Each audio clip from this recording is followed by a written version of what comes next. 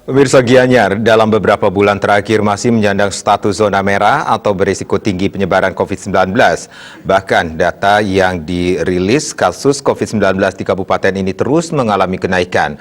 Meningkatnya kasus terkonfirmasi COVID-19 ini menyebabkan keterisian tempat tidur atau bed occupancy ratio (BOR) di ruang isolasi rumah sakit rujukan COVID-19 di Gianyar melampaui 90%. Sekda Kabupaten Gianyar Gede Made Wisnu Wijaya mengatakan BOR ruang isolasi di Rumah Sakit Gianyar sudah mencapai 91%.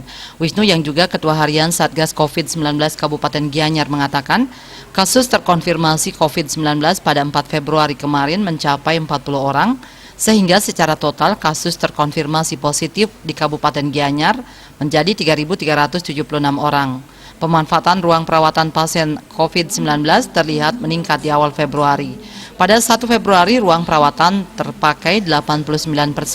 Sementara pada 4 Februari, ruang perawatan untuk kasus COVID-19 di Kabupaten Gianyar sudah terpakai 91%.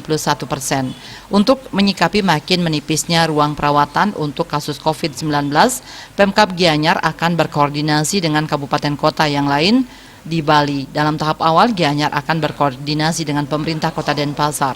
Pasien COVID-19 yang tidak mampu ditampung di rumah sakit di Gianyar akan dirujuk ke Kota Denpasar. Di sisi lain, ia menyebutkan tempat isolasi OTG di Kabupaten Gianyar masih relatif aman. Gianyar memiliki 2 tempat isolasi di Hotel Suli Ubud dan Hotel Max One Ubud. Hotel Suli Ubud memiliki kapasitas 60 kamar dan Hotel Max One Ubud memiliki kapasitas 47 kamar dengan 94 bed. Wirnaya, Bali Pos melaporkan.